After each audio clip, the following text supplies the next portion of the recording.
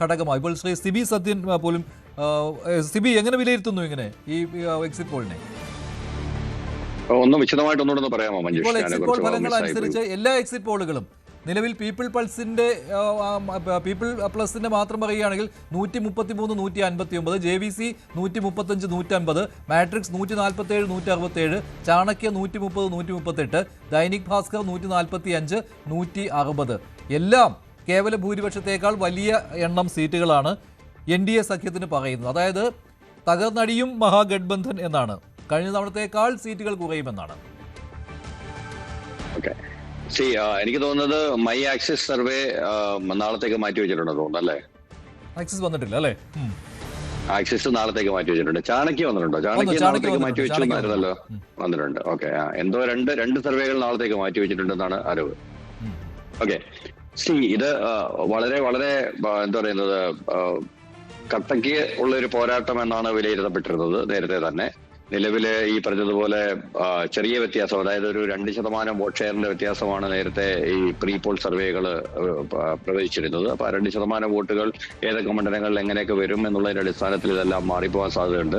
പിന്നെ ജൻസുരാജ് പാർട്ടിയുടെ ഒരു സാന്നിധ്യം, പ്രശാന്ത് കിഷോറിന്റെ ജൻസുരാജ് പാർട്ടിയുടെ ഒരു സാന്നിധ്യം ആണ് ഇതിനകത്തൊരു സ്പോയിലറായി വർക്ക് ചെയ്യാനുള്ള സാധ്യതയുള്ളത്. പക്ഷേ ഇതിനകത്ത് നേരത്തെ പറഞ്ഞതുപോലെ ജൻസുരാജ് പാർട്ടിക്ക് എത്രമാത്രം സ്വാധീനം സാധാരണ ജനങ്ങൾക്കിടയിലുണ്ട്, എത്രമാത്രം ഗ്രൗണ്ട് വർക്കിൽ അത് ഗെയിൻ ചെയ്തിട്ടുണ്ട് എന്നുള്ളത് സത്യം പറഞ്ഞു കഴിഞ്ഞാൽ ഈ ഇലക്ഷൻ കഴിഞ്ഞ് മാത്രം നമുക്ക് വിലയിരുത്താൻ പറ്റുന്ന ഒരു സംഗതിയാണ്.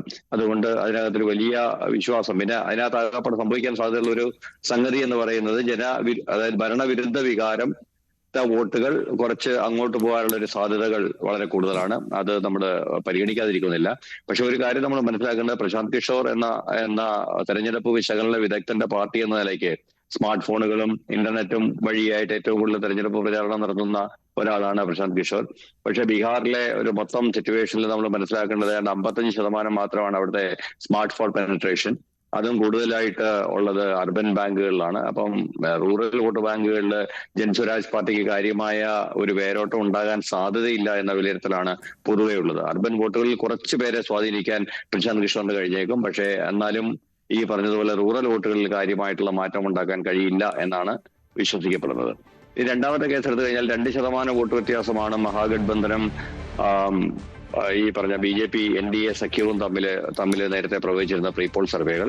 അപ്പം ഇതിനകത്ത് പ്രധാനമായിട്ടും വനിതകളുടെ വോട്ടിനകത്താണ് ഒരു വലിയ വ്യത്യാസം വന്നിരുന്നത്. വനിതകളിൽ ഈ പറഞ്ഞ 10,000 രൂപ വെച്ച് വനിതകൾക്ക് കൊടുക്കുന്ന ഒരു കേന്ദ്ര സർക്കാർ സ്കീം വന്നു. ആ സ്കീമിന്റെ അടിസ്ഥാനത്തിൽ ഏതാണ്ട് 6% വോട്ടുകൾ വനിതകളുടെ വോട്ടിന്റെ കാര്യത്തില് ഈ പറഞ്ഞ BJP സഖ്യം മുന്നിലാണ് എന്നായിരുന്നു നേരത്തെയുള്ള വാർത്തകൾ. അതോടൊപ്പം തന്നെ യുവാക്കളുടെ കാര്യത്തിൽ ഏതാണ്ട് 5% യുവാക്കള് തേജസ്വി യാദവിന്റെ കൂടെയാണ് കൂടുതൽ എന്നും വാർത്തകൾ സർവേകൾ ഉണ്ടായിരുന്നു.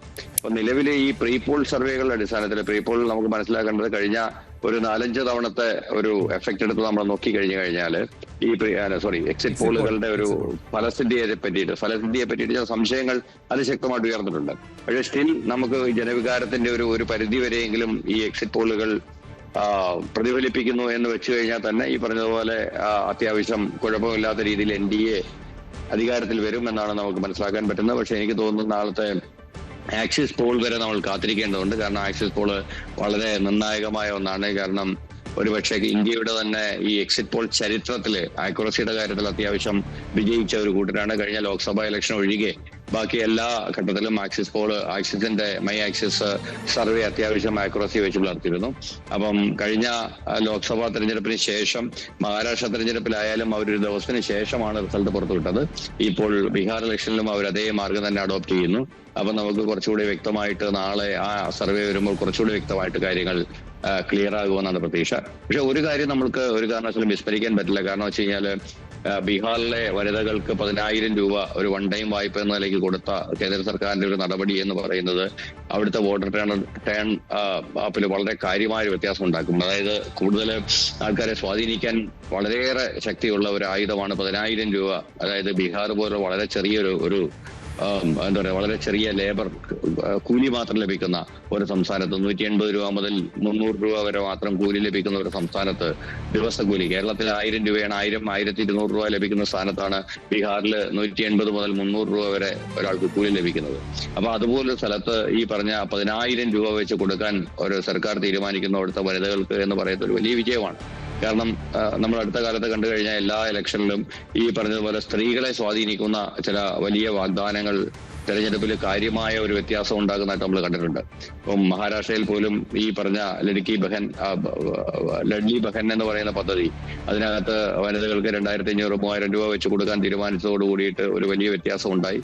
അതിന്റെ കൂടെ തന്നെ ഈ പറഞ്ഞ കോൺഗ്രസ് ആരോപിക്കുന്ന തരത്തിലുള്ള ഒരു വോട്ട് മാനിപ്പുലേഷൻ കൂടി ചേരുമ്പോൾ ചിത്രം വളരെ ക്ലിയർ ആവുകയാണ്. അതുപോലെ തന്നെ ബീഹാറിന്റെ കേസിനകത്ത് നമ്മൾ ആലോചിക്കണം, ഇത്രയും സ്ത്രീകൾക്ക് 10,000 രൂപ കൊടുക്കുക എന്ന് പറയുന്നത് എത്ര കോടി രൂപയുടെ ഇടപാടാണെന്ന്. എന്തുകൊണ്ടാണ് കേന്ദ്ര സർക്കാർ തയ്യാറാകുന്നത് എന്ന് ചോദിച്ചു കഴിഞ്ഞാൽ ബീഹാർ ഇലക്ഷൻ വളരെ ഇമ്പോർട്ടന്റ് ആണ്. കാരണം ബീഹാറിലെ നിതീഷ് എന്ന് പറയുന്ന മനുഷ്യൻ കാലങ്ങളായിട്ട് നിറം മാറി മാത്രം ഇന്ത്യൻ രാഷ്ട്രീയത്തിൽ പിടിച്ചു നിന്ന 20 വർഷം ബീഹാറിനെ ഭരിച്ച, ബീഹാറിലെ ഏത് മുന്നണിയിലാണ് അദ്ദേഹം കൂടുതൽ ഭരിച്ചത് എന്ന് ചോദിച്ചു കഴിഞ്ഞാൽ അദ്ദേഹത്തിന് തന്നെ കൺഫ്യൂഷൻ ഉണ്ടാകുന്ന രീതിയിൽ ഏത് സമയത്തും അങ്ങോട്ടും ഇങ്ങോട്ടും മാറി സ്വന്തം കസേര എല്ലാ കാലത്തും കൃത്യമായി സംരക്ഷിച്ചു പോരുന്ന നിതീഷിനെ സംബന്ധിച്ചിടത്തോളം നിതീഷിന്റെ സഹായത്തോടെയാണ് ഇപ്പൊ കേന്ദ്ര സർക്കാർ നിലനിൽക്കുന്നത്, നിതീഷിന്റെ ചന്ദ്രബാബു നായിഡുവിന്റെ സഹായത്തോടെ. അപ്പൊ നിതീഷിന്റെ ചന്ദ്രബാബു നായിഡുവിന്റെ സഹായത്തോടെ കേന്ദ്ര സർക്കാർ നിലനിൽക്കുമ്പോൾ നമ്മൾ മനസ്സിലാക്കേണ്ടത് മഹാരാഷ്ട്രയിലടക്കം അജിത് പവാർ ആയാലും അല്ലെങ്കിൽ ഏകനാഥ് ഷിൻഡെ ആയാലും ഇവരെയെല്ലാം അവരവരുടെ പാർട്ടിയിൽ നിന്ന് അടർത്തിയെടുത്ത് നിർത്തുന്നത് EDയുടെ വാൾബലം കൊണ്ട് മാത്രമാണ്. അപ്പൊ നാളെ ഏതെങ്കിലും കേസിൽ ഈ പറഞ്ഞതുപോലെ കേന്ദ്രത്തിലെ ഭരണം നഷ്ടപ്പെട്ടു കഴിഞ്ഞാൽ ഈ അടുത്ത കാലത്ത് നേടിയെടുത്ത ഒരുവിധപ്പെട്ട എല്ലാ അലൈസിനെയും എല്ലാ സഖ്യകക്ഷികളെയും ഒന്നിച്ച് BJPക്ക് നഷ്ടപ്പെടുന്ന ഒരു സാഹചര്യം ഉണ്ടാകും. പ്രധാനപ്പെട്ട പോയിന്റാണ് CB പറഞ്ഞത്. അതായത് 2029 വരെ കേന്ദ്ര സർക്കാർ ഈ രീതിയിൽ നിലനിൽക്കണോ എന്ന് തീരുമാനിക്കുന്നതിൽ അതിനിർണായകമാണ് വെള്ളിയാഴ്ച വരാൻ പോകുന്ന ബീഹാർ നിയമസഭാ തെരഞ്ഞെടുപ്പ് ഫലം. അതിന്റെ ആദ്യ സൂചനയാണ് എക്സിറ്റ് പോളിൽ കിട്ടുന്നത്. ഭരണ തുടർച്ച ഉണ്ടാകും എന്ന് പറയുമ്പോൾ JDUവിന് പ്രശ്നമുണ്ടാകില്ല. അതല്ല എങ്കിൽ നിതീഷ് കുമാറിന്റെ രാഷ്ട്രീയത്തിന് തിരശീല വീഴുന്ന ഒന്നായി മാറും. മറിച്ചാണെങ്കിൽ, അതായത് മഹാഗഡ്ബന്ധൻ അധികാരത്തിലേക്ക് വരികയാണെങ്കിൽ, അതായത് ഇപ്പോഴത്തെ വശത്ത് NDAക്ക് ക്ഷീണം സംഭവിക്കുകയാണെങ്കിൽ നിതീഷ് കുമാറിൻ്റെ രാഷ്ട്രീയത്തിന് തിരശീല വീഴുകയും ചിലപ്പോൾ JDU രണ്ടായി പിളരുവാനുള്ള സാധ്യതയുണ്ട്. അതുമാത്രമല്ല, അതിലൊരു ഘടകം RJDക്കൊപ്പം പോയേക്കാം. അങ്ങനെയുള്ള ഒരുപാട് കാര്യങ്ങൾ സംഭവിക്കും. അതൊന്നും ഉണ്ടാകാതിരിക്കണമെങ്കിൽ NDA തന്നെ അധികാരത്തിൽ വരണം. അതിനുള്ള ആദ്യ സൂചന ഇപ്പോൾ കിട്ടുന്നുണ്ട്. അതുമാത്രമല്ല ശ്രീ ഗോപകുമാർ, മറ്റൊരു കാര്യമുണ്ടല്ലോ, വടക്കൻ ബീഹാറിലാണെന്ന് തോന്നുന്നു, ഒരു തെരഞ്ഞെടുപ്പ് പ്രചാരണ സമയത്ത് പ്രധാനമന്ത്രി നരേന്ദ്രമോദി പറഞ്ഞു, ഞാൻ വീണ്ടും ബീഹാറിലേക്ക് വരും, അത് സർക്കാരിൻ്റെ NDA സർക്കാരിൻ്റെ സത്യപ്രതിജ്ഞയ്ക്കായിരിക്കും എന്ന്. അപ്പോൾ അത്ര കണ്ടുള്ള ആയുധങ്ങളെല്ലാം വെച്ചുള്ള ഒരു പയറ്റാണ് അവിടെ നടന്നത്. അത് കേന്ദ്ര സർക്കാരിൻ്റെ നിലനിൽപ്പിനെ കൂടി അല്ലേ അതിനുവേണ്ടി CB പറഞ്ഞ വളരെ സ്ട്രൈക്കിംഗ് ആയൊരു പോയിന്റാണ്. കേന്ദ്ര ഭരണം തന്നെ നഷ്ടപ്പെട്ടു പോകുമെന്നുള്ളൊരു ഒരു ഭീഷണി അല്ലെങ്കിൽ ഒരു വെല്ലുവിളി NDAയുടെ മുമ്പിലുണ്ട്. ഈ തെരഞ്ഞെടുപ്പ് NDA ജയിക്കേണ്ടത് കേന്ദ്രഭരണ തുടർച്ചയ്ക്കും കൂടി ആവശ്യമാണ്.